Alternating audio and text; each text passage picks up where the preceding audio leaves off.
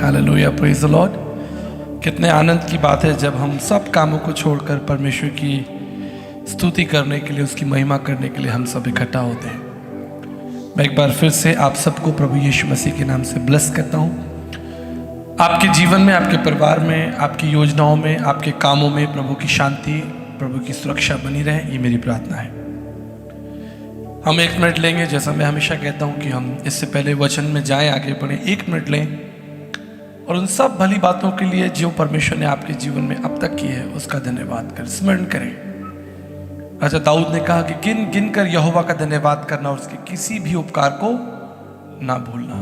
Take 1 minute and thank God what the Lord has done for you. जो कुछ उसने आपके लिए किया है उसको आप स्मरण कर सकते हैं और धन्यवाद कर सकते हैं। ये कुछ भी हो सकता है। आप एक सफल व्यक्ति हो, आप एक स्वस्थ व्यक्ति हो,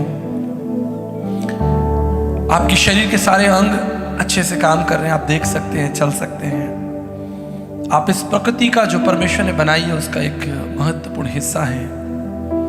परमेश्वर ने आपको बड़ी दुर्घटनाओं से, बड़ी बीमारियों से बचाया, आप धन्यवाद कर सकते हैं। प्रभु ने आपको अब तक भोजन दिया, तृप्त किया, अब तक वो आपके साथ साथ विश्वास योग्य रहा, धन्यवाद कर सकते हैं। उसने आपको एक घर दिया जहां आप रहते हैं, एक घर जहां आप शांति के साथ आराम करते हैं, धन्यवाद कर सकते हैं।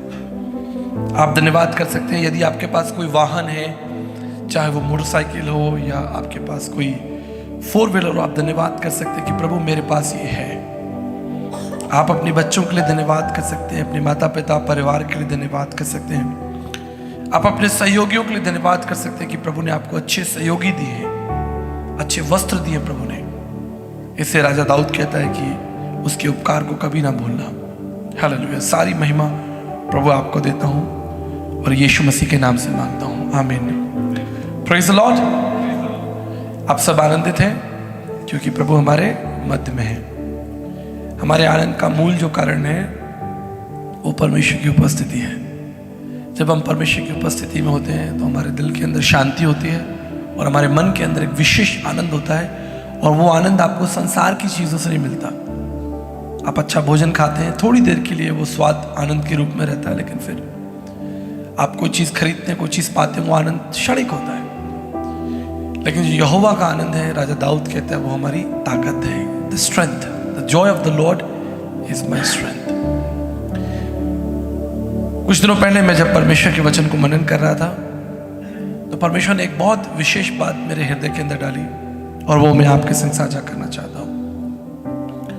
बाइबल के अंदर बहुत सारे ऐसे कैरेक्टर्स हैं जिसे हम कह सकते हैं एक आम भाषा में, बोलचाल की भाषा में बहुत फेमस,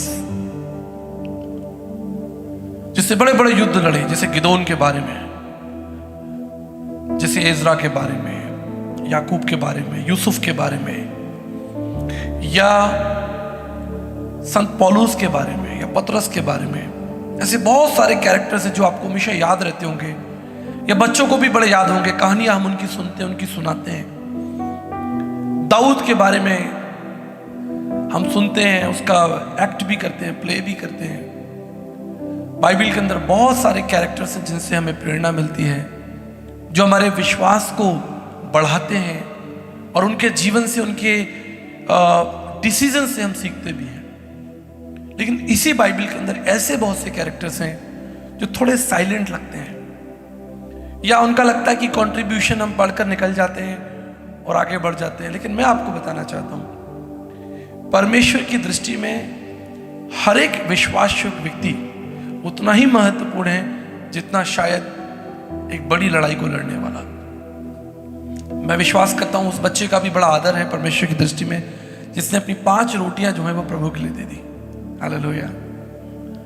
या उस व्यक्ति का, शमौन कुरैशी का, जिसने यीशु मसीह के क्रूस को अपना कंधा दिया। ऐसे कई साइलेंट कैरेक्टर्स हैं जिनसे हम सीख सकते हैं, जिनके बारे में हम बात कर सकते हैं। इसी तरह जब मैं बाइबल में अध्ययन कर रहा था, मुझे एक कैरेक्टर परमेश्वर ने शो किया और मैं आपके सामने उसको प्रकट करना चाहता हूं। और मुझे पूरा विश्वास है कि ना केवल यहाँ कलीसिया में, लेकिन जब आप अपने घर जाएं तो आप उनके जीवनों पर मनन करें और आपको वो मिलेगा। लूका उसका पहला अध्याय, बुक ऑफ ल्यूक उसका पहला अध्याय, और उसमें हम जकरिया और इलीशिबा की कहानी पढ़ते हैं। ज़करयाह की और एलीशिबा की कहानी को हम अध्ययन करते हैं। मैं चाहता हूं कि आप सब अपनी बाइबल खोलें, अगर आपके पास बाइबल है तो आप उसे निकालें और देखें कि परमेश्वर ने किस अद्भुत रीति से ज़करयाह के जीवन में और एलीशिबा के जीवन में काम किया और अपनी महिमा को उसके जीवन में प्रकट किया। We can learn from this chapter. आपको कहानी थोड़ा मैं संक्षेप में करना चाहता हूं, उसके बाद हम मनन करेंगे। और मैं चाहता हूं कि कोई भी पास्टर नीरज या कोई भी जन जरा माइक ले लें और लूका उसका पहला अध्याय और उसके 5 पद से लेकर और उसके 7 पद तक को 5, 6, 7 इन 3 पदों को पढ़ने में सहायता करें। और बच्चे भी, जितने भी छोटे जवान हैं, आपको मैं प्रेरणा देना चाहता हूं कि आप जरूर अपनी बाइबल खोलें और लूका उसका पहला अध्याय और उसके 5, 6, 7 पद को पढ़ें। यहूदियों के राजा हेरोदेस के समय अबिय्याह के दल में ज़करयाह नाम का एक याजक था और उसकी पत्नी हारून के वंश की थी, जिसका नाम एलीशिबा था। वे दोनों परमेश्वर के सामने धर्मी थे और प्रभु की सारी आज्ञाओं और विधियों पर निर्दोष चलने वाले थे। उनके कोई भी संतान नहीं थी, क्योंकि एलीशिबा बांझ थी और वे दोनों बूढ़े थे। हालेलुया। परमेश्वर अपने वचन पर आशीष दें। ये बहुत साइलेंट कैरेक्टर लगता है, बिल्कुल आप इसे पढ़ेंगे तो कई बार आप लूका 1 पढ़कर निकल जाते हैं और आगे प्रभु यीशु मसीह के कामों को और उसके जीवन को अध्ययन करने लगते हैं। पर मैं एक बार फिर से आपको याद दिलाना चाहता हूं कि यदि बाइबल के अंदर, पवित्र शास्त्र बाइबल के अंदर किसी का नाम या उसका जीवन अंकित किया गया, लिखा गया है, तो परमेश्वर की पवित्र आत्मा की प्रेरणा से लिखा गया है। ये किसी मनुष्य की चालाकी, चतुराई या मनुष्य की बुद्धि नहीं कि चलो उसका भी नाम डाल दें, उसका भी कंट्रीब्यूशन डाल दें। अगर इस वचन के अंदर परमेश्वर ज़करयाह और एलीशिबा को रिवील कर रहा है तो निश्चित ही इसके अंदर एक सामर्थ्य की बात है और परमेश्वर की योजना है। हमें से बहुत सारे लोग जानते हैं कि परमेश्वर ने 400 साल तक पृथ्वी पर मनुष्यों से बात नहीं की। 400 ईयर्स, पुराने नियम से लेकर और नए नियम के बीच में जो साइलेंट पीरियड है उसको हम साइलेंट पीरियड भी कहते हैं। 400 ईयर्स तक परमेश्वर ने मनुष्यों से बात नहीं की, किसी नबी को नहीं भेजा, कोई बड़ा काम हम नहीं देखते। दुनिया जी रही थी, ऐसा नहीं था, संसार था, लोग थे, खाना पीना चल रहा था, शादी ब्याह चल रही थी, संसार के सारे काम हो रहे थे। बस एक काम जो नहीं हो रहा था वो ये कि परमेश्वर जो है वो मनुष्यों से बात नहीं कर रहा था। God was silent. पूरी पृथ्वी पर परमेश्वर देख रहा होगा कि क्या कोई है जो मेरा खोजी है, क्या कोई है जो मेरी आज्ञाओं को, विधियों को मानना चाहता है या मानता है। आज भी वही परमेश्वर मुझसे और आपसे बातें करना चाहता है।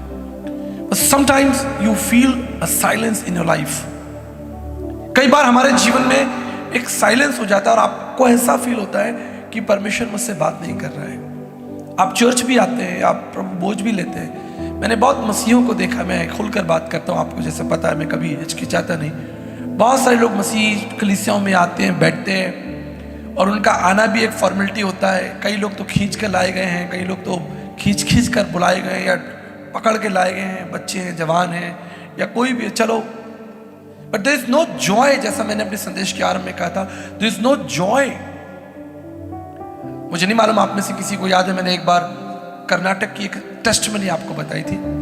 एक बुजुर्ग व्यक्ति मेरे पास में आए, old man, he was a retired IAS officer, और वो मेरे पास में आए, मसीह थे, और उन्होंने मुझसे कहा कि आचार्य जी, इतने साल मैं इस कलीसिया में आता हूँ और मैं प्रभु भोज भी लेता हूँ और मैं सब वचन को सुनता हूँ, आराधना भी सुनता हूँ, लेकिन आफ्टर सो मेनी ईयर्स माई कंक्लूजन, मेरा कंक्लूजन ये है कि मुझे एथियस्ट हो जाना चाहिए। मुझे जो है एक अविश्वासी जो है वो बेहतर है। मैं हैरान हो गया, मैंने कहा आप ऐसा क्यों कह रहे हैं? And then he started blaming other Christians, fellow Christians, कि वो व्यक्ति ऐसे हैं, वो व्यक्ति ऐसे हैं, यहाँ के पहले पादरी ऐसे थे, यहाँ पर ऐसा होता है, और वो अपनी चर्च की कमियां और अपनी चर्च की चिंताओं को मेरे सामने रखने लगे, यहाँ ऐसा है, वैसा है। लेट मी एनकरेज यू, आप संसार में कहीं भी जाएंगे आपको वही लोग मिलेंगे। मुझे याद है जब पास्टर डेविड जब शहर में आए थे, चंडीगढ़ से शिफ्ट होकर जयपुर में आए, मैंने पास्टर डेविड से एक ही बात की थी, आप कहीं भी जाएंगे आपको ऐसे ही लोग मिलेंगे जो बहुत कमजोर होंगे, चिंता में होंगे, उनकी अपनी समस्याएं होंगी। और बहुत से ऐसे लोग जो सभा में, कलीसिया में आने के बाद भी उनके चेहरे पर कोई भी आप आनंद नहीं देखेंगे, मुस्कुराहट भी नहीं देखेंगे। बहुत से लोग परमेश्वर के लिए हाथ भी नहीं उठाएंगे, बहुत से लोग गाना भी नहीं गाएंगे। जैसे हम सावधान की परिस्थिति होती है, आपने देखा होगा जब हम राष्ट्रगान करते हैं, सावधान वो अपने दोनों हाथों को नीचे कर लेते हैं। ताली बजाना, हाथ उठाना, परमेश्वर की महिमा करना, वचन को खोलना, वचन को अंकित करना। जैसे मैं हमेशा कहता हूं कि आप अपने वचन को हाईलाइट कीजिए, because when you highlight the word of God, God will highlight you. जब आप परमेश्वर के वचन को महिमा देंगे, मैं विश्वास करता हूं, ये मेरा विश्वास है, मेरी प्रार्थना है कि आप वहां नहीं रहेंगे जहां आप हैं। जब आप परमेश्वर की विधियों का, उसकी योजनाओं का आदर करेंगे, जब आप परमेश्वर की सेवा में पार्टिसिपेट करेंगे, आपके मन से आपकी कड़वाहट दूर हो जाएगी, आपकी चिंताएं दूर हो जाएंगी। चिंता आएगी, लेकिन वचन क्या कहता है, परमेश्वर का आनंद जो है वो आपकी चिंता को दूर कर देगा। कल्पना कीजिए, जस्ट इमेजिन कि आपका पर्स खो गया है और आप सड़क पर खड़े हैं, आपके लिए बस नहीं रुक रही है, कोई आप लिफ्ट मांग रहे हैं, आपको कोई लिफ्ट देने को तैयार नहीं है, और आप ठंड में खड़े हुए हैं और आप सोच रहे हैं मैं क्या करूं, मैं इतने दूर क्या अपने घर पैदल जाऊंगा, कोई बस मेरे लिए नहीं रुकेगी क्योंकि मेरे पास पैसे नहीं है, मेरे पास एटीएम नहीं है, समथिंग लाइक दैट। एक कठिन परिस्थिति है, और तभी अचानक वहां पर आपको जॉन भैया मिल जाए, वो अपनी गाड़ी में जा रहे हो और वो आपसे पूछे कि अरे आप यहाँ सड़क पर क्यों खड़े हैं, और आप उनसे कहें कि जी मेरा पर्स खो गया या मेरे पास जाने के लिए साधन नहीं है। What will be his reply? वो कहेंगे अरे आप चिंता मत कीजिए, आप मेरी गाड़ी में आइए। Come on church, you understand what I am telling you? आप समझ रहे हैं मैं आपसे क्या बात कर रहा हूं? अगर आप चिंता में भी हैं, आप दुख में भी हैं, पीड़ा में भी हैं, लेकिन अगर परमेश्वर आपके साथ है तो वह आनंद वापस लौटकर आपके पास आ जाएगा, आपका खोया हुआ आनंद वापस लौट कर आएगा। And God will raise you. मैं यहां पर आपको एक अद्भुत कहानी, बड़ी अद्भुत कहानी, जकरिया और एलीशिबा की कहानी बताना चाहता हूं। An amazing couple, wonderful couple। न केवल एक कपल के रूप में, लेकिन व्यक्तिगत रूप में भी आप इनके जीवन को देखिए। व्यक्तिगत, let's look to the word of God. लिखा है कि जकरिया नाम का एक याजक था। उस समय इजराइल में परमेश्वर के मंदिर में लगभग 300 याजक हुआ करते थे, 300, जो परमेश्वर की वेदी की सेवा करते थे। हमारे यहां पर कितने याजक हैं?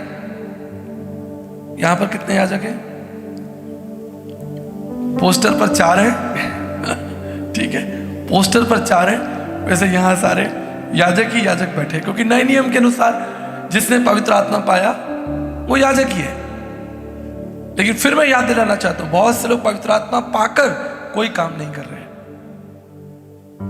उनके अंदर काम करने की शक्ति है, योजना है, क्योंकि पवित्र आत्मा है, लेकिन उसको यूज में नहीं ला रहे, प्रैक्टिस नहीं कर रहे। Let's look to the word of God. यह लिखा है कि उस समय जकरिया नाम का एक याजक था, और यहां पर 300 याजक हैं, और उनमें से एक जकरिया है। और वेदी पर वही जाएगा जिसके नाम की चिट्ठी निकलेगी।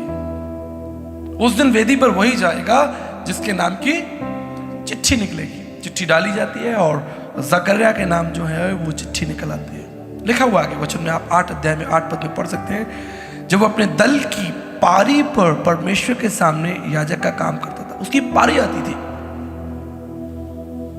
जब चिट्ठी डाली जाएगी उसका टाइम आएगा, और वो अपनी पारी के अनुसार जो है वो याजक का काम करता था। तो याजकों की रीति के अनुसार उसके नाम पर चिट्ठी निकली कि प्रभु के मंदिर में जाकर क्या करे, धूप जलाए। बड़ा इंटरेस्टिंग वर्ड ना, परमेश्वर की वेदी पर जाकर जो है धूप को, पुराने नियम में, आज भी हमारे भारतीय सभ्यता में आप इन चीज़ों को देख सकते हैं कि मंदिरों के अंदर जो वो धूप जलाई जाती है, यज्ञ होते हैं, हवन होते हैं, क्योंकि ये बाइबल के समय में, आप प्राचीन जो सभ्यता थी पुराने नियम में, उस सभ्यता के अनुसार देखते हैं। अब तो परमेश्वर ने हमें ग्रहण कर लिया ना, अब परमेश्वर को एक विशेष धूप की आवश्यकता नहीं है, विशेष प्रतिक्रिया की आवश्यकता नहीं है ना। आप भी परमेश्वर के लिए, आपका जीवन जो है वो एक सुगंधाई जो है वो धूप है परमेश्वर के लिए। आप ग्रहण योग्य हो क्योंकि परमेश्वर ने आपको अपना आत्मा दिया। लेकिन हम अध्ययन कर रहे हैं कि उस समय क्या हो रहा था।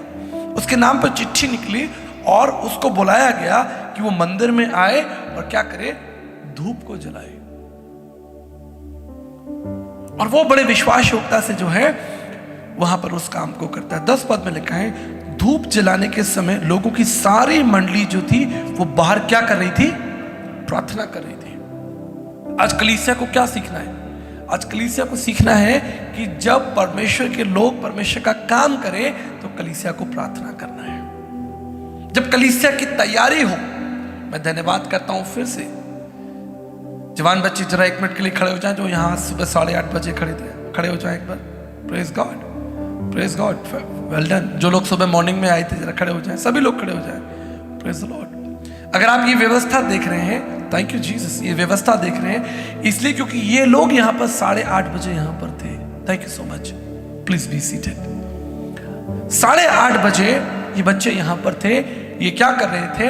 ये व्यवस्था को संभाल रहे थे, व्यवस्था को, परमेश्वर की वेदी को संभाल रहे थे कि आज परमेश्वर का दिन है और ये हमें परमेश्वर का काम करना है। पुराने नियम के अनुसार वहां क्या लिखा है? वहां पर जो लोग थे, मंडली जो थी, वो बाहर प्रार्थना कर रही थी। और जकरिया कहाँ है? जकरिया मंदिर के अंदर है। और तभी क्या होता है? तभी एक अद्भुत घटना घटती है, एक सुंदर घटना घटती है। और ये घटना कोई साधारण घटना नहीं है। इस घटना के आगे एक बहुत महत्वपूर्ण घटना जा रही है, क्योंकि अब परमेश्वर के पुत्र यीशु मसीह के आने का जो द्वार है वो खोला जा रहा है। इससे पहले स्वर्गदूत जो है वो मरियम के पास नहीं भेजा गया। हम लोग पढ़ते हैं कि मरियम के पास एक स्वर्गदूत आया और उसने कहा कि तेरे एक पुत्र होगा और प्रभुता उसके कांधे पर होगी, उसका नाम यीशु रखना। पहले जो स्वर्गदूत किसके पास में आया हम देख लेंगे, पढ़ लेंगे। पास्टर नीचे जरा पढ़े, 10 पद से पढ़े। धूप जलाने के समय लोगों की सारी मंडली बाहर प्रार्थना कर रही थी। उस समय प्रभु का एक स्वर्गदूत धूप की वेदी की दाहिनी ओर खड़ा हुआ उसको दिखाई दिया। जकरिया देखकर घबराया और उस पर बड़ा भय छा गया। परंतु स्वर्गदूत ने उससे कहा, हे जकरिया, भयभीत ना हो, क्योंकि तेरी प्रार्थना सुन ली गई है और तेरी पत्नी एलीशिबा से तेरे लिए एक पुत्र उत्पन्न होगा और तू उसका नाम यूहन्ना रखना। आप जानते हैं ये स्वर्गदूत कौन है? यह लिखा है कि एक स्वर्गदूत जो है वो जकरिया के पास में आया। लेकिन अगर आप इस स्वर्गदूत को जानना चाहते हो तो आप पढ़ें 18 पद को। जब जकरिया ने उस स्वर्गदूत से एक सवाल पूछा, पढ़ें। जकरिया ने स्वर्गदूत से पूछा, ये मैं कैसे जानूं, क्योंकि मैं तो बूढ़ा हूँ और मेरी पत्नी भी बूढ़ी हो गई है। स्वर्गदूत ने उसको उत्तर दिया, मैं जिब्राइल हूँ जो परमेश्वर के सामने खड़ा रहता हूँ। हालेलुया। और मैं तुझसे बातें करने और तुझे ये सुसमाचार सुनाने को भेजा गया हूँ। Thank you. सबसे पहले स्वर्गदूत मरियम के पास नहीं भेजा गया अचानक, लेकिन पहले स्वर्गदूत जो है वो जिब्राइल जो है वो स्वर्ग से उतर कर आया और जकरिया के सामने खड़ा हो गया और बोला कि तेरे एक पुत्र होगा, तेरे एक पुत्र होगा।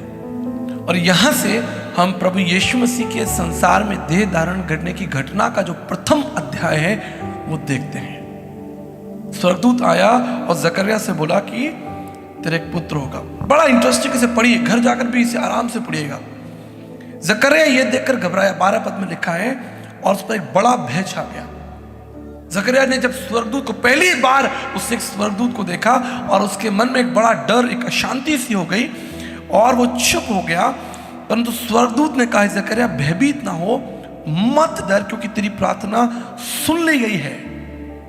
मेरे प्रियो, यहां पर मैं एक महत्वपूर्ण विचार आपके सामने रखना चाहता हूं। कितने सालों से जो जकरिया है वो प्रार्थना कर रहा है कि उनके संतान हो।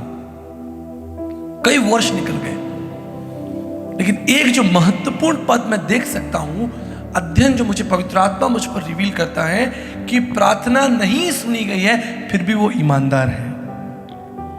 कई वर्षों से प्रार्थना जो है वो नहीं सुनी गई है, उसकी प्रार्थना का उत्तर उसको नहीं मिला है, फिर भी वो परमेश्वर की सेवा में ईमानदार है। That's a wonderful choice.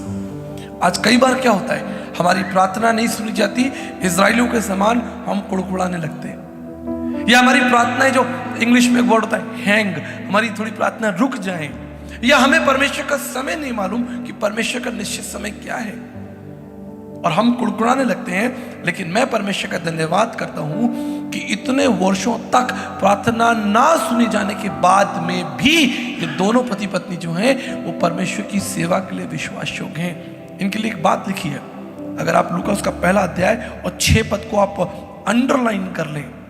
मैं चाहता हूं कि आप अपनी बाइबल के अंदर लूका उसका पहला अध्याय उसके 6 पद को अंडरलाइन कर दें। क्या लिखा है पास्टर नीरज?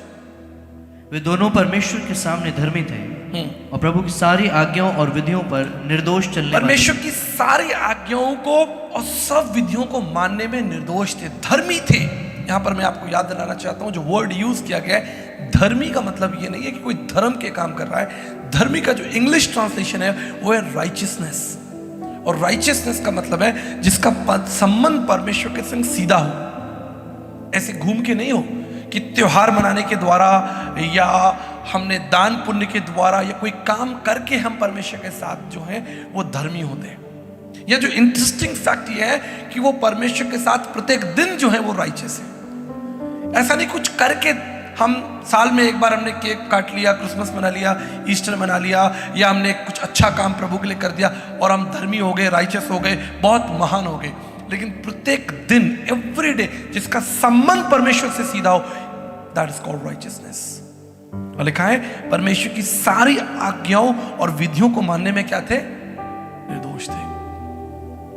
आज हो सकता है कि आप बहुत एजुकेटेड हो, आपके पास बड़ा अथाह ज्ञान हो, संसार में आपकी बड़ी रेपुटेशन हो, संसार में आपकी बड़ी वाहवाही हो, आपके पड़ोसी, आपके रिश्तेदार या आपके जानकार या किसी भी प्रकार का मनुष्य जो है वो आपकी प्रशंसा करे।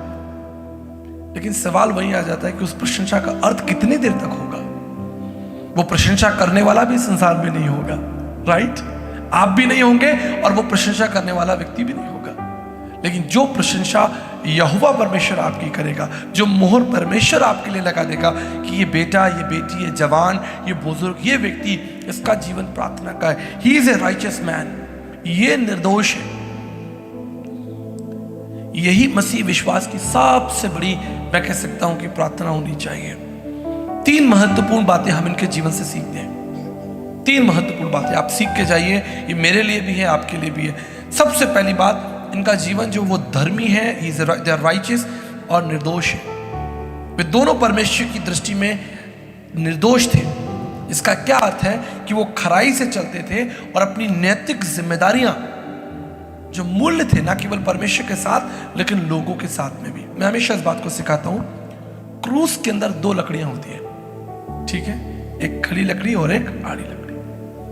बहुत सारे लोग हो सकते हैं जो ये कहते हो कि मेरा संबंध परमेश्वर से बहुत अच्छा है, मैं प्रार्थना भी करता हूँ, सुबह 4 बजे उठता हूँ, मैं परमेश्वर के गीत भी लगा लेता हूँ, यूट्यूब पर सुनता हूँ, मैं प्रार्थना भी करता हूँ, वचन भी पढ़ता हूँ। Imagine, are you right with your people around you? जो लोग आपके आसपास है, क्या उनके साथ आप सही हैं? यही बाइबल यहां पर अंकित करती है कि वो न केवल परमेश्वर के साथ थे लेकिन निर्दोष थे, वो मनुष्यों के साथ में भी अच्छे थे। उन्होंने कभी किसी को ठगा नहीं, किसी के संग चलाकियां नहीं की, किसी के संग फरेब नहीं किया, किसी के अहित के बारे में प्लान नहीं किया। लेकिन उनका हृदय जो था वो पवित्र था, उनका हृदय शुद्ध था। वो झूठ चपाट नहीं बोलते होंगे, वो चलाकियां नहीं चलते होंगे, वो घमंड नहीं रखते होंगे, या किसी मनुष्य का मुंह देखकर अच्छी बात कर दी और पीठ पीछे उसकी आपने बुराइयां करना शुरू कर दिया। ये चीजें परमेश्वर को ग्रहण योग्य नहीं है।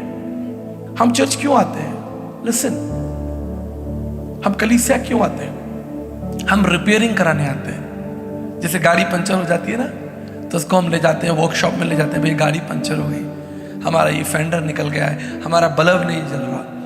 Every Sunday we come to receive the correction and healing from the Lord. सिर्फ यहाँ पर हम इसलिए नहीं आते कि एक संडे एक नीति है, एक नियम है, कोई विधि है कि बस हमको पहुंचना है। How many of us coming here, हम में से कितने लोग यहाँ पर जो है वो करेक्शन रिसीव करने के लिए आए हैं? आप समझ रहे हैं मेरी बात? कितने लोग करेक्शन को रिसीव करने आए कि प्रभु मैं यहाँ से थोड़ा सा ठीक नहीं हूँ, ये ठीक नहीं लग रहा है, ये चीज़ ज़्यादा, आप बाल कटाने जाते हैं, क्योंकि आपको पता है कि ये मेरे ऊपर सूट नहीं कर रहा। आप जाते हैं नाई से, कहते भैया ये सब थोड़ा जो ज़्यादा बढ़ गया इसको काट दो। आपने देखा इंग्लिश में वर्ड होता है प्रूनिंग, समझते हैं आप? काट छाट। माली देखा आपने, माली क्या करता है, पेड़ को देखता है, कुछ डालियां इधर जा रही हैं, कुछ डालियां इधर जा रही हैं, बेडौल। लेकिन माली क्या करता है, उसकी एक बड़ी वाली कैंची होती है उसके पास, वो छोटी वाली नहीं होती, उसके पास बड़ी वाली कैंची होती है, और बड़ी कैंची चला चला कर पूरे पेड़ का जो आकार है आपने देखा होगा पार्क्स के अंदर, फिर आप कहते हैं कितना सुंदर लग रहा है, इसलिए क्योंकि किसी ने उस पर काम किया है। अगर आप परमेश्वर को अपने जीवन में काम करने देंगे, मैं आपको बताता हूं, मनुष्य आपकी प्रशंसा करेंगे। हालेलुया। परमेश्वर आपकी प्रशंसा करेगा कि ये व्यक्ति औरों से फर्क है।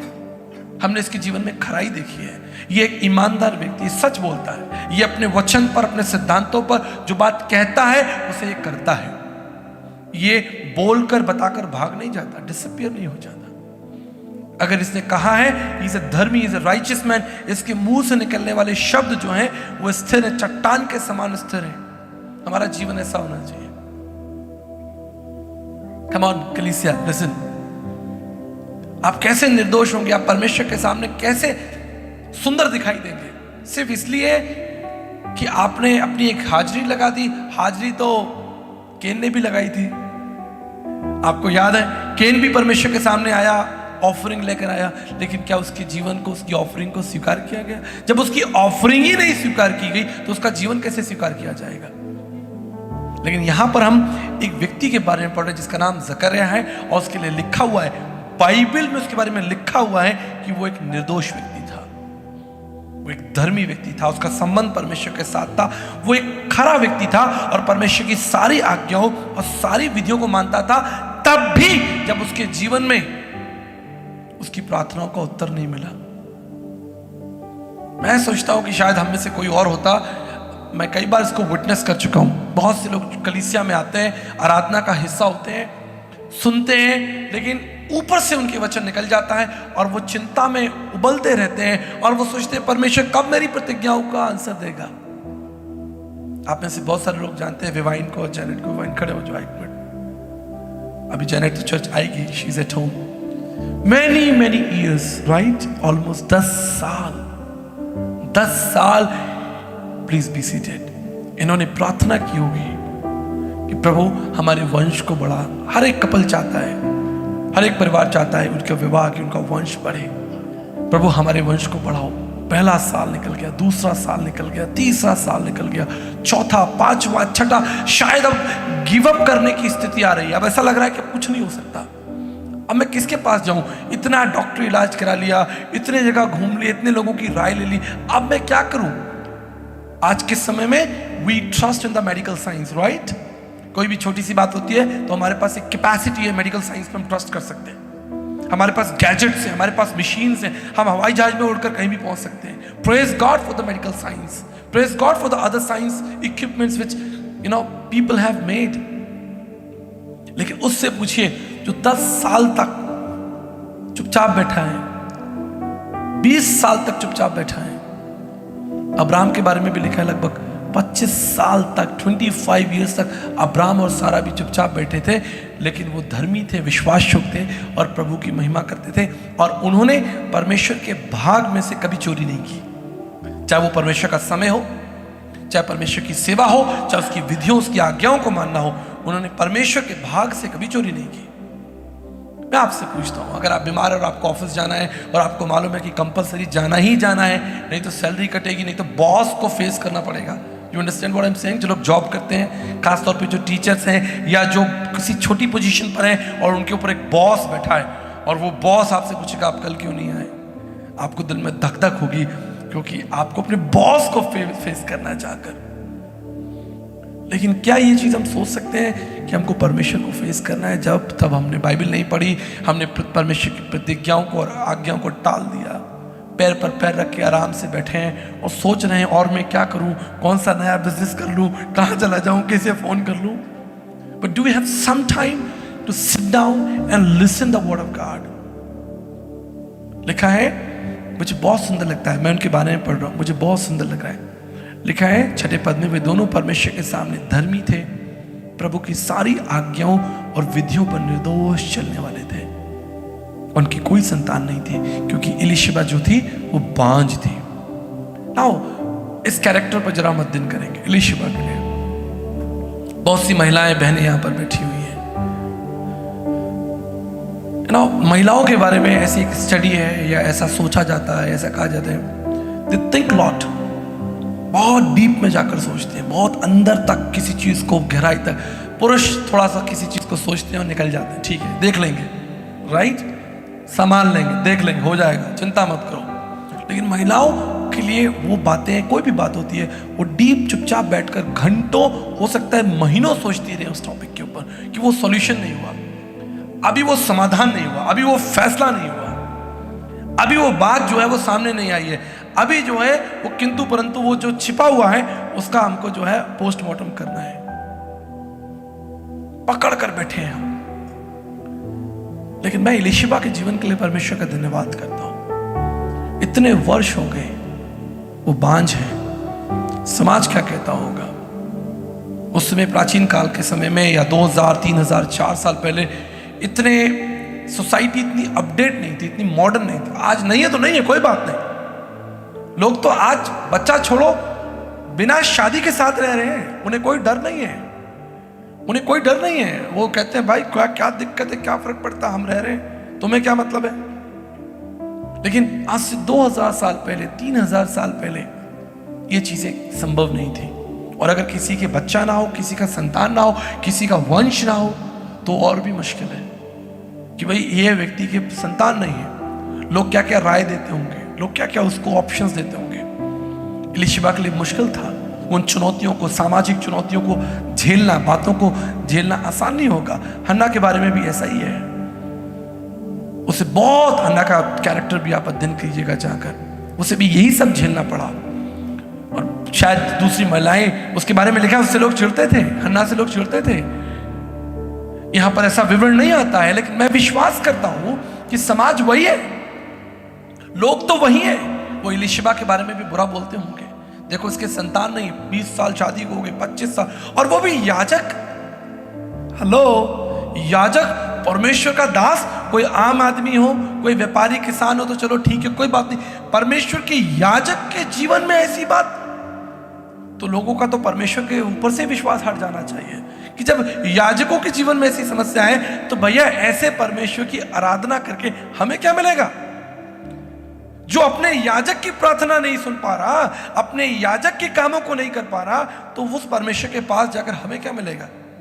आज भी यही है, लोग यहां पर चेक करने आते हैं, इवैल्यूएट करने आते हैं किसके जीवन में। हम लोग जब पास्टर्स, लीडर्स हम बैठते हैं, हम सोसाइटी को, सिस्टम को इवैल्यूएट करते हैं। कितने लोग परमेश्वर के पास जो हैं वो अपने काम से आए, अपने फायदे से आए हैं। मुझे याद है कि वैशाली में यहां पर एक बिजनेसमैन था। I want to give you a wonderful testimony। बड़ी सुंदर और सरल घटना आपको बताता हूं। एक बड़ा बिजनेसमैन था, उसने कहा कि सर आप मेरे लिए एक प्रार्थना कीजिए। मैंने उसके लिए प्रार्थना, उसने कहा कि मैं एक नया बिजनेस शुरू करने जा रहा हूं, आप मेरे लिए प्रार्थना कीजिए। मैंने कहा प्रभु जो भी इसका बिजनेस है, उसने कहा कि मैं आपको भी बताऊंगा नहीं क्या है, लेकिन जब वो बिजनेस सफल हो जाएगा मैं आपको बताऊंगा। मैंने बड़े विश्वास से उसके लिए प्रार्थना की, धन्यवाद के साथ प्रार्थना की। उसने कहा सर अगली 7 तारीख को मेरा ये काम होने जा रहा है, आप जरूर इसको प्रार्थना में रखिएगा। 7 तारीख मुझे याद थी। मैंने कहा उसका 7 तारीख को काम होगा। आज वो 7 तारीख है, पूरा दिन निकल गया, मैं सोचता रहा कि उसका काम हुआ कि नहीं हुआ। 8 तारीख को मैं उसकी शॉप पर पहुंच गया फीडबैक लेने के लिए कि भैया वो तुम्हारा काम हुआ कि नहीं हुआ। तो दुकान बंद थी, शटर डाउन था। मैंने कहा अरे लगता है काम हो गया, लगता है कोई बड़ा सेलिब्रेशन, मेरे अच्छे मित्र बन गए थे वो। मैंने कहा आज काम हो गया, आज तो दुकान बंद है, घर पर अपने परिवार के साथ आनंद मना रहे होंगे। मैं घर पहुंच गया। जब मैं घर पहुंच गया तो पड़ोसी उतर आए, कहते सर आप यहाँ क्यों आए हैं। मैंने कहा ये मेरे जानकार हैं। कहते सर यहाँ से चले जाइए, उन्होंने 70 लाख का पैसा जुआ में लगा दिया, पुलिस यहाँ घूम रही है। 70 लाख रुपए, 70 लाख रुपए जुए में लगा दिया। Can you believe that. वो क्या प्रार्थना करा रहे थे, क्या प्रार्थना करा रहे थे कि उनका बिजनेस जो है वो सफल हो जाए। They are not transparent. अगर वो मुझसे कहते कि मैं 70 लाख का पैसा जुए में लगाने जा रहा हूं, शायद मैं प्रार्थना नहीं करता, शायद मैं प्रार्थना नहीं करता। ये एक अच्छी प्रार्थना नहीं है कि आप जुए के लिए प्रार्थना करिए। Come on church, listen it very carefully. हमारी प्रार्थनाएं क्या है परमेश्वर के सामने। आज वो व्यक्ति हमारे बीच में नहीं है। Not in the church means जीवित है लेकिन कलीसिया में नहीं है, क्योंकि उसका मन परमेश्वर में नहीं था। उसने सुसमाचार सुना, परमेश्वर के अद्भुत कार्यों को सुना, उद्धार के संदेश को सुना, लेकिन उद्धार के संदेश से उसे कोई लेना देना नहीं। यीशु मसीह हमारे पापों के लिए मारा गया, गाड़ा गया, कोई लेना देना नहीं। बहुत से लोग हमारे पास भी आते हैं और वो आकर यही चाहते हैं कि हम उनके लिए प्रार्थना करें कि उनका काम बन जाए, लेकिन बाइबल एक ऐसे परिवार के बारे में बताती है जो कई सालों तक बैठे रहे, उनका काम नहीं बना। There is no result at all for many years। फिर भी बड़ी ईमानदारी के साथ जकरिया जो है वो परमेश्वर की वेदी पर खड़ा है, बड़ी ईमानदारी के साथ। मुझे लगता है जो उस दिन जो उसके नाम चिट्ठी निकली होगी वो कितना खुश होगा। 300 याजक हैं और मेरे नाम चिट्ठी निकल आई, आज मैं जाऊंगा परमेश्वर की वेदी पर, मुझे धूप जलाने का अधिकार मिला। हालेलुया, कितना खुश हुआ होगा भाई। 300 लोगों में से एक व्यक्ति की चिट्ठी निकलेगी, कितने आनंद की बात है।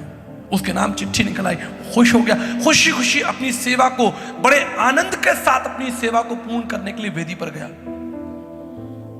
यही आज कलीसिया को संदेश है।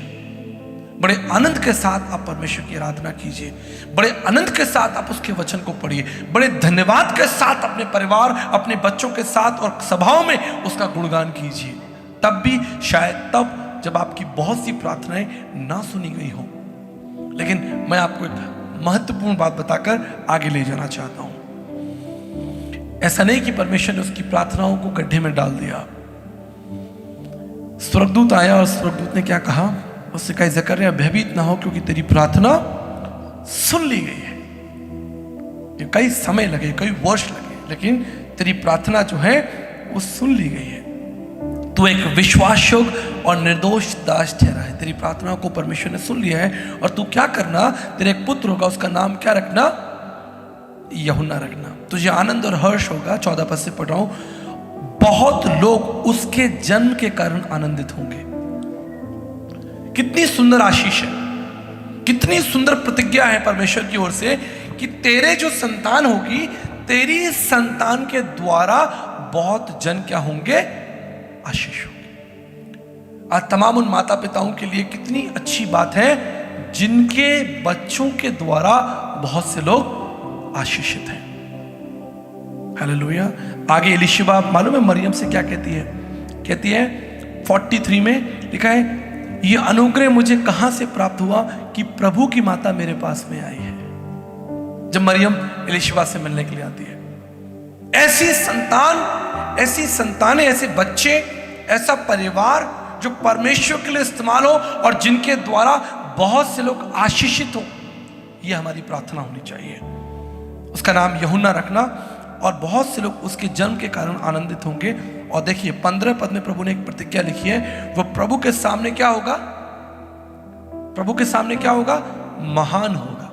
स्वर्गदूत कह रहा है। सोचिए एक पिता को कितनी खुशी हो रही होगी, एक पिता को कितना आनंद हो रहा होगा। स्वर्गदूत कह रहा है कि तेरे जो संतान होगी उसके द्वारा बहुत से लोग आनंदित होंगे और मैं उसको महान बनाऊंगा, परमेश्वर कह रहा है। और वो दाखरस और मदिरा कभी नहीं पिएगा और अपनी माता के गर्भ से वो पवित्र आत्मा से परिपूर्ण हो जाएगा और इजराइलियों में से बहुत लोगों को प्रभु परमेश्वर के लिए फेरेगा और एलिया की सामर्थ उस पर होगी। हालेलुया। एलिया का आत्मा और सामर्थ उसके आगे आगे चलेगा और पितरों का मन बाल बच्चों को वो फेर देगा और आज्ञा ना मानने वालों को धर्मियों की समझ पर लाए, प्रभु के लिए एक योग्य प्रजा तैयार करेगा। ये परमेश्वर ने एक बड़ा टास्क जो है वो यूहन्ना को दे दिया। प्रार्थना कौन कर रहा था? जकरिया। परमेश्वर ने उसकी प्रार्थना का एक साधारण उत्तर नहीं दिया, चल तू बहुत दिन से प्रार्थना कर रहा है, इतने वर्ष हो गए, 25 साल 30 साल हो गए, चल तुझे हम एक संतान दे देते हैं। प्रभु ने ये नहीं कहा। प्रभु ने उसे संतान ही नहीं दी, एक ऐसी संतान दी जो परमेश्वर की सेवा के लिए इस्तेमाल हुई और जिसका नाम महान हुआ और उसके बारे में स्वर्गदूत गवाही दे रहे हैं। Praise the Lord. परमेश्वर आपके जीवन में ना केवल आशीष देगा लेकिन ऐसी आशीष देगा कि उस आशीष के द्वारा परमेश्वर के राज्य का उत्थान होगा। Praise the Lord. कई बार लोग आशीष परमेश्वर से मांगते हैं ना, Lord bless us, bless us, लेकिन मैं इस चीज को सिखाता हूं, Lord will bless you to bless others. परमेश्वर आपको एक ऐसी आशीष देगा, एक ऐसी योग्यता देगा, एक ऐसा गुण देगा जिसके द्वारा परमेश्वर की प्रजा जो है वो आशीषित होगी, परमेश्वर का राज्य जो है वो बढ़ेगा। कई बार हम छोटी आशीष मांगते हैं परमेश्वर से, छोटी चीज मांगते हैं, अपने लिए मांगते हैं, सेल्फ सेंटर्ड। प्रभु हमें एक गाड़ी दे दे जिसमें मैं अपने परिवार के साथ सेवा करने जाऊंगा, एक घर दे दे प्रभु जिसमें मैं आराम से उस घर में रहूंगा। लेकिन मैं आपको बताना चाहता हूं, परमेश्वर उससे बढ़कर आपके जीवन में काम करेगा। परमेश्वर ऐसी आशीष देगा जिसके द्वारा परमेश्वर का राज्य जो है वो बढ़ेगा। 18 पद में बड़ा इंपॉर्टेंट है। स्वर्गदूत पूछता है, स्वर्गदूत से वो पूछता है ये कैसे होगा, मैं नहीं जानता, मैं तो बूढ़ा हूं। इस पर भी जरा ध्यान दे लीजिए, जितने पढ़े लिखे लोग हैं, समझदार लोग हैं। एलीशिबा एक बुजुर्ग स्त्री है, शायद अब उसके लिए कंसीव करना मुश्किल है, आप समझ रहे हैं। उसके लिए मेडिकल साइंस के बियॉन्ड जाकर ये काम नहीं हो सकता, बिकॉज एलीशिबा जो है एक बूढ़ी स्त्री है। लेकिन स्वर्गदूत क्या कहता है? स्वर्गदूत उसे अपनी आइडेंटिटी बताता है, अपनी पहचान बताता है, मैं कौन हूं। वो कहता है मैं कौन हूं? जिब्राइल हूं, जो परमेश्वर के सामने खड़ा रहता है। मेरे प्रियो, मैं आपको बताना चाहता हूं, आज भी ये जिब्राइल जिंदा है। हालेलुया। और आप नहीं जानते किस दिन वो आपके सामने आकर खड़ा हो जाए, किस दिन वो आपकी प्रार्थना का उत्तर लेकर आए। लेकिन आपके पास प्रार्थना होनी भी तो चाहिए। मेरी एक ही प्रार्थना रहती है, अगर जो लोग मुझे करीबी से जानते हैं, मैं संसार, ये गाड़ी घोड़ा, ये सब चीजें तो मांगता ही नहीं, आज तक नहीं मांगी। 22 साल हो गए सेवा में। बस मेरी एक ही प्रार्थना है कि प्रभु मेरे जीवन काल में मैं भारत देश के उद्धार को अपनी आंखों से देखूं। That's one and only prayer। जब से मैं सेवा में आया, मैंने और किसी प्रार्थना पर कभी बलि नहीं दिया। मेरी प्रत्येक सुबह की, प्रत्येक रात की बस एक ही प्रार्थना है कि भारत देश के करोड़ों लोग जो अंधकार में बैठे हैं, उनके ऊपर प्रभु जी आपका एक बड़ा प्रकाश हो। और मैं विश्वास करता हूं, मैं दाऊद के समान, मैं अब्राहम के समान विश्वास करता हूं कि ये होगा। हम अपनी आंखों से भारत के उद्धार को देखेंगे, लाखों करोड़ों लोग प्रभु की ओर फिरेंगे, अंधकार से निकलकर वो अनंत ज्योति को प्राप्त करेंगे और परमेश्वर की संतान होंगे। मुझे नहीं मालूम आप में से कितने लोगों की मेरी प्रार्थना समझ में आती है कि नहीं आती है, पर जब मैं लीडर्स कॉन्फ्रेंस में जाता हूं, जहां सारे विजनरी लोग बैठे होते हैं, जिनके 50-50 साल के अनुभव हैं, जो लोग बड़े बुजुर्ग हो गए, जिनके साथ परमेश्वर चलता है, आप देखिए, मैं आपको बताना चाहता हूं अब्राहम के बारे में एक महत्वपूर्ण बात, यूसुफ के बारे में एक महत्वपूर्ण बात। हालेलुया। देखिए, उत्पत्ति 26:4 के अंदर एक बड़ी सुंदर बात अब्राहम के लिए लिखी है, निकालिए। उत्पत्ति उसका 26 अध्याय, उसके 4 और 5 पद को पढ़ के देखिए, और उसके बाद कोई जन उत्पत्ति 22:17 को भी निकाल ले। पढ़िए।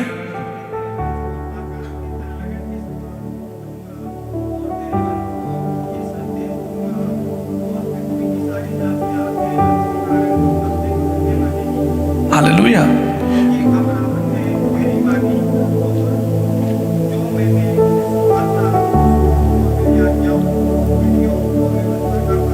क्या लिखा है आपने पढ़ा ध्यान से?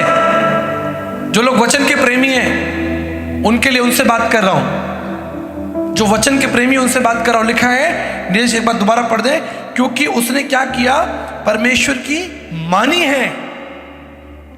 मैं तेरे वंश को आकाश के तारागण के समान करूंगा। मैं तेरे वंश को, ये मेरी प्रार्थना भारत के लिए है कि भारत के लाखों करोड़ों लोग जो हैं वो हमारी सेवा के द्वारा या हमारे द्वारा तैयार किए गए जवानों के द्वारा पूरे भारत के अंदर परमेश्वर ये काम करने जा रहा है। परमेश्वर तारों के समान भारत के अंदर अपने पुत्रों पुत्रियों को खड़ा करेगा और वो याजक होंगे और उनके पास अधिकार होगा। आगे पढ़े। और मैं तेरे वंश को ये सब देश दूंगा। और ये सारे राज्य, कितने राज्य अभी भारत के अंदर? कितने राज्य हो गए? 29। ये सारे राज्य जो हैं वो परमेश्वर आपको और मुझे देने जा रहा है। ये हमारी प्रार्थना होनी चाहिए। हमारी प्रार्थना क्या है? हम जानते हैं, एक गाड़ी मिल जाए, एक घोड़ा मिल जाए, एक कपड़ा मिल जाए, एक नए साल पर कोई अंगूठी चेन मिल जाए, कुछ अच्छी व्यवस्थाएं हो जाए। ये साधारण लोगों की प्रार्थना है। लेकिन जिनके साथ परमेश्वर चलता, यूसुफ के लिए लिखा है कि यूसुफ के साथ कौन चलता था? परमेश्वर। उसकी प्रार्थना ये नहीं हो सकती, दाऊद की प्रार्थना ये नहीं हो सकती, अब्राहम की प्रार्थना ये नहीं हो सकती। Let's look to the word of God. दोबारा पढ़ें। मैं तेरे वंश को आकाश के तारागण के समान करूंगा और और मैं तेरे वंश को ये सब देश दूंगा और ये सारे देश में दे दूंगा और पृथ्वी की सारी जातियां तेरे वंश के कारण अपने को धन्य मानेंगी। कम से कम मैंने भारत की बात कर ली है कि भारत की सारी जातियां जो हैं वो क्या करेंगी? तेरे वंश के कारण धन्य मानेंगी। धन्य मानेंगी। आगे, क्योंकि अब्राहम ने मेरी मानी और जो मैंने उसे सौंपा था उसको और मेरी आज्ञाओं, विधियों और व्यवस्था का पालन किया। हालेलुया। ये आपको करना है, ये आपको करना है। आपको और मुझे परमेश्वर की आज्ञाओं को, उसकी व्यवस्थाओं को, उसके नियम को मानना है। और ये नियम बहुत सरल है। नए नियम में तो बहुत सरल है। पुराने नियम में तो आपको सुबह उठना है, धूप जलानी है, ये करना है, वो करना है, आपको बहुत सारी बलिदान देने हैं, बहुत सारे सैक्रिफाइस करने। पर नए नियम में आपको जानते क्या करना है? नए नियम में आपको खड़ा होना है और प्रार्थना करनी है और उन सारी चीजों के बारे में सोचना शुरू करना है। सोचना शुरू करना है कि आप चाहते क्या हैं, आप चाहते क्या हैं, आपके पास क्या असाइनमेंट है, आप परमेश्वर से क्या एक्सपेक्ट कर रहे हैं। राइट ब्रदर, हम लोग यही कल बात कर रहे थे। पिछले दिनों हम एक बड़े अधिकारी के पास में गए, एक काम लेकर गए। हमने उसे एक लेटर दिया। जब हमने उसे लेटर दिया, उसने पूरा लेटर पढ़ा। आप जानते हैं उसने क्या पूछा? उसने कहा आप मुझसे क्या चाहते हैं।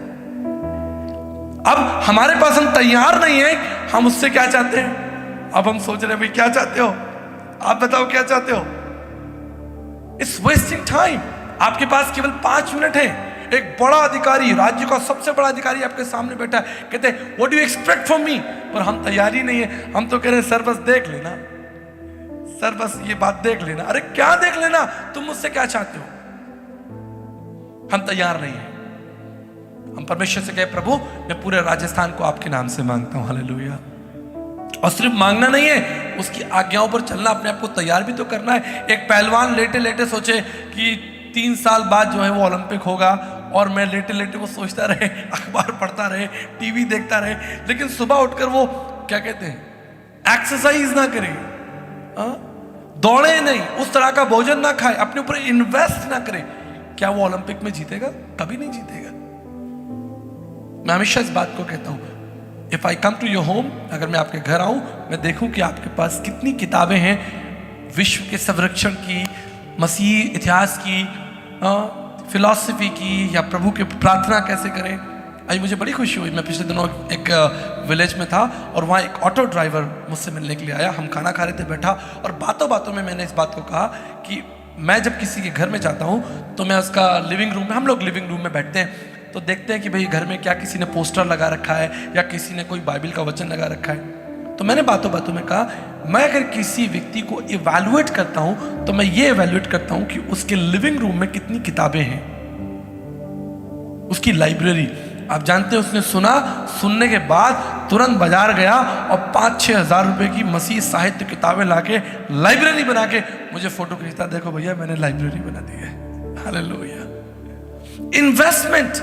एक ऑटो ड्राइवर किताबें पढ़ रहा है, विश्व के इतिहास को, मसीह इतिहास को समझ रहा है, वो देख रहा है। दानियल की प्रार्थना उस किताब में लिखा था। दानियल की प्रार्थना एक किताब है, बहुत महत्वपूर्ण किताब है। दानियल की प्रार्थना का जीवन वो खरीद लाया जाकर 400 रुपए की किताब, प्रेज गॉड, और वो पढ़ रहा है कि परमेश्वर दानियल के द्वारा क्या काम करता था। यही चीज आज मैं आपसे बात कर रहा हूं। मैं आपको इनकरेज कर रहा हूं कि आप परमेश्वर के लिए कुछ कीजिए, प्रार्थना कीजिए। मैं धन्यवाद करना चाहता हूं। परमेश्वर ने उत्पत्ति 26:4-5 पढ़ा आपने? उत्पत्ति 26 उसका 4 अध्याय और 5 पद पढ़े। 26 अध्याय, हाँ, 4 और 5 हाँ, पढ़ दिया। उत्पत्ति 22:17 भी पढ़ लीजिए।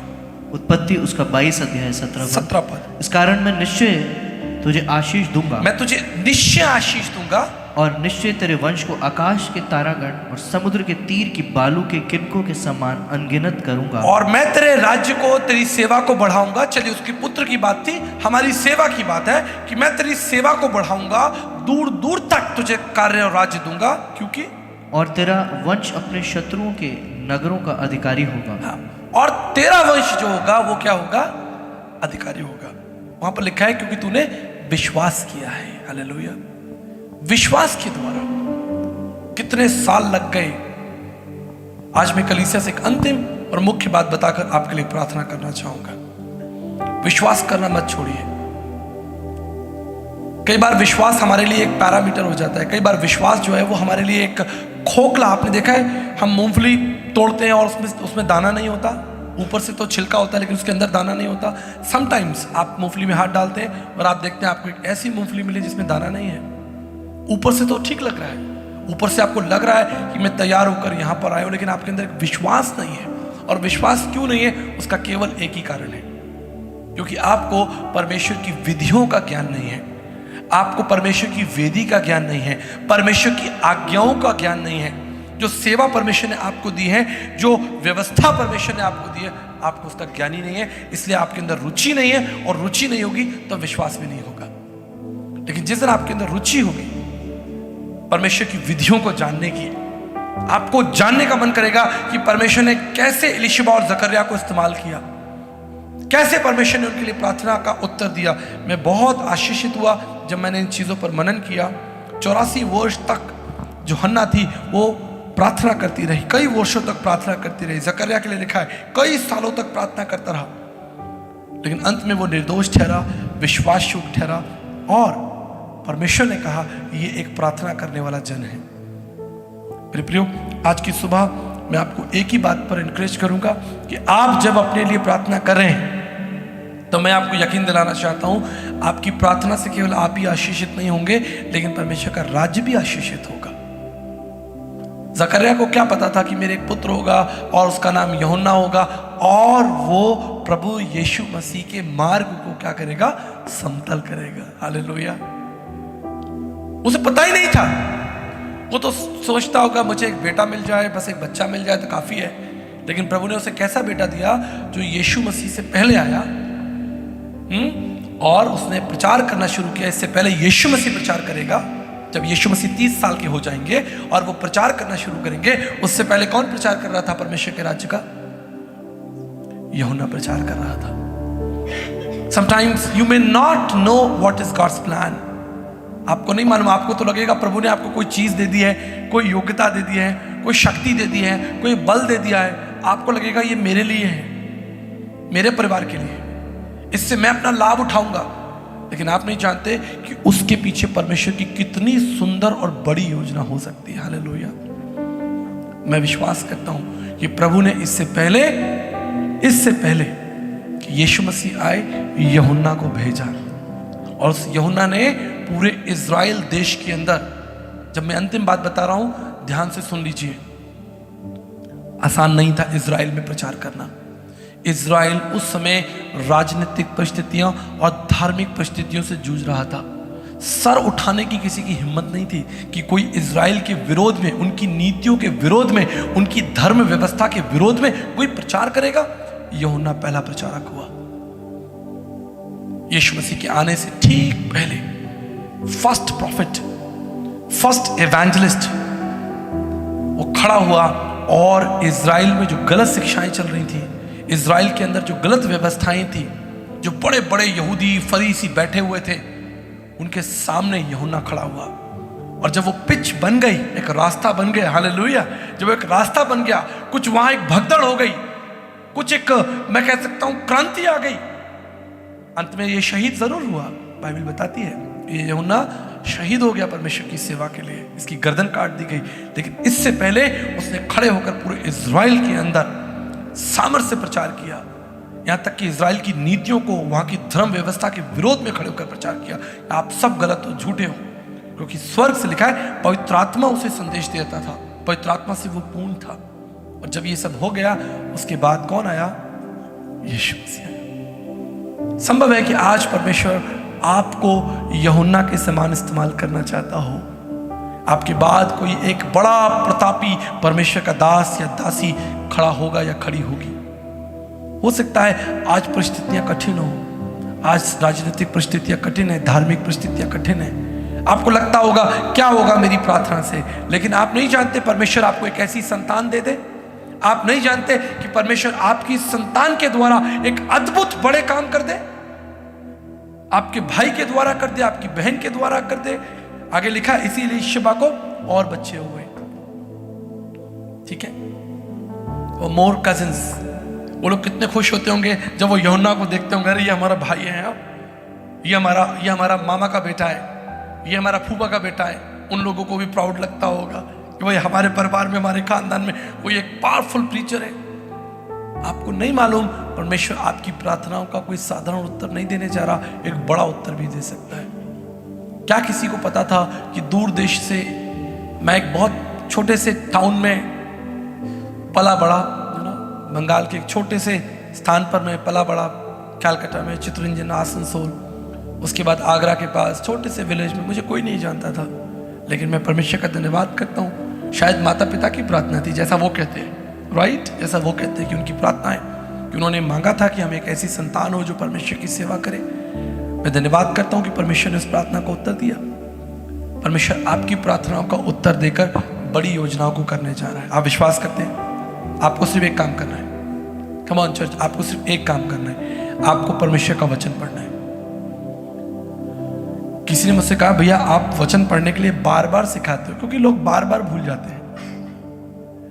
मेरे शक्ल पर कोई अच्छी चीज नहीं है, सुंदर वचन नहीं है, लेकिन जब आप इस वचन को खोलोगे आपको देखेगा परमेश्वर आपसे बात करेगा। मुझसे बात करता है परमेश्वर। 4 दिन पहले सुबह 5:30 बजे परमेश्वर ने मुझे उठाया। मैं आपको बताना चाहता हूँ, मैंने बाइबल खोली, प्रार्थना किया, मुझे परमेश्वर ने जकरिया और एलीशिबा के जीवन को दिखाया और प्रभु ने कहा संडे को जाना और इस वचन पर प्रचार करना। एक व्यक्ति जिसकी प्रार्थना कई वर्षों तक रुकी हुई थी, लेकिन वो ईमानदार था अपनी सेवा में। एक व्यक्ति जिसकी प्रार्थना का कोई उत्तर नहीं था, लेकिन अपनी परमेश्वर की विधियों को और आज्ञाओं को मानने के लिए वो हमेशा खड़ा रहता, बड़े आनंद के साथ। सुबह सुबह 4 बजे वेदी तैयार हो रही है, 300 याजक बैठे हुए हैं, लेकिन वहां पर वो बैठा है। लोग देखते होंगे, अरे ये तो वही है जिसकी संतान नहीं है, अरे ये कहां से आ गया। हो सकता है कि उसके संगी याजक उसको पसंद ना करते हो, लेकिन परमेश्वर ने उसके द्वारा एक ऐसा वंश खड़ा कर दिया कि आप देखिए, जब आप अध्याय को पढ़ते हैं, एक बड़ा काम परमेश्वर के लिए हो गया। हो सकता है किसी के लिए बात छोटी हो, लेकिन जो वचन के प्रेमी हैं वो जानते हैं कि क्या हुआ था। ये यूहन्ना कौन था, यीशु मसीह के आने से पहले इस यूहन्ना का क्या रोल था। ठीक इसी तरह हो सकता है आपसे पहले कोई यूहन्ना आकर गया हो और अब आप यीशु के समान उस कार्य को आगे बढ़ाएंगे, या आप एक यूहन्ना हो, आप यीशु मसीह के समान आगे बढ़ाने वाले भी हो सकते हैं, और आप यूहन्ना के समान एक कदम पीछे वाले भी हो सकते हैं कि कोई प्रभु यीशु मसीह के समान आएगा और बड़ा काम करेगा। मैं तो अपना काम पूरा कर दूं, मैं तो वो रास्ता बना दूं। आज हमारे बीच में शाहपुरा से पास्टर सिस्टर जी बैठी हुई है, उनकी बेटी बैठी है। सिस्टर जी, आपको मालूम है 15 साल पहले, 18 साल पहले एक भी जन वहां विश्वास में नहीं था, पूरे शाहपुरा के अंदर। मैं जब वहां जाता था 18 साल पहले, 10 लोग, 5 लोग, ये बच्चे तो बहुत छोटे थे, पायल पलक बहुत छोटे छोटे, मुझे तो याद भी नहीं है इनकी शक्लें उस समय। अकेला एक व्यक्ति खड़ा रहा वहां, वन मैन। कई बार उनको मौके मिले कि वो बड़े शहर चले जाएं, इधर चले जाएं, उधर चले जाएं, अकेला व्यक्ति ईमानदारी के साथ खड़ा रहा। आज कितनी कलीसिया आपको मालूम है शाहपुरा में? पायल पलक कितनी है बेटा? आपको अभी आपने संडे में, क्रिसमस में कितने बड़ी प्रोग्राम की थी, कितने लोग थे? कुछ याद है, अंदाजा है, नंबर याद है आपको? कम से कम 1000 लोग वहां पर थे। 100 से ज्यादा गांव के आसपास और गांव के अंदर सुसमाचार पहुंच गया है, जो बिल्कुल मरुस्थल था। कोई सोचता भी नहीं होगा कि शाहपुरा कोई गांव, सीधे बस पकड़ के निकल जाते हैं। हम तो कभी देखते ही नहीं थे। मेरी गाड़ी खराब हो गई थी ढाबे पर, 20 साल पुरानी आपको घटना बता रहा हूं, फिर मैं प्रार्थना करूंगा। हाईवे पर मेरी गाड़ी खराब हो गई, हम बहुत घंटे तक गाड़ी को ठीक कराने की कोशिश करते रहे, गाड़ी ठीक नहीं हुई। शाम हो गई, हमें भूख लगी, हम एक ढाबे पर गए और ढाबे पर बाहर एक कार खड़ी थी जिसके पीछे लिखा था प्रेज द लॉर्ड। मैंने कहा जरूर किसी विश्वासी की गाड़ी है। मैंने आंख उठा के इधर उधर देखा तो सब इधर उधर लोग बैठे हुए थे और मैंने पास्टर जी को पहचाना। मैंने कहा ये व्यक्ति प्रभु का जन है। मैं उनके पास गया, मैंने उनकी पीठ पर हाथ रखा, मैंने कहा sir praise the Lord. Pastor Kuldeep ji ने देखा, जी प्रेज द लॉर्ड। 20 साल पहले की बात बता रहा हूँ मैं आपको। मैंने कहा आप यहीं रहते? कहते जी मैं यहीं रहता हूँ। हमने साथ खाना खाया, मुझे उनके घर गए। मेरी गाड़ी मैं पूना जा रहा था, अपनी गाड़ी उनके दरवाजे पर खड़ी कर दी। मेरी गाड़ी ठीक नहीं हुई, बस पकड़ के दिल्ली गया, दिल्ली से फ्लाइट पकड़कर पूना चला गया। जब मैं लौट कर आया, पहली बार उनके चर्च में गया, किराए के घर में रहते थे, छोटा सा घर था, 10-5 लोग बैठे हुए थे। उन्होंने मुझे अच्छा भोजन दिया, हमारी मित्रता हो गई। मैंने उनका साथ नहीं छोड़ा, मैं हमेशा शाहपुरा पहुंचता रहा, वो भी आते रहे, चलता रहा, उनको इंकरेज करता रहा, मीटिंग्स में ले गया, कॉन्फ्रेंसेस में ले गया, उनको बैंगलोर, दिल्ली, न जाने कहाँ का कितने लोगों से पास्टर जी को मिलवाया। उनके अंदर एक हियाव, एक बल आया, एक शक्ति आई, एक ऊर्जा आई। चलो भाई, एक से भले दो। आज 100 गांवों के अंदर आसपास लोगों ने सुसमाचार सुना है एक व्यक्ति के द्वारा।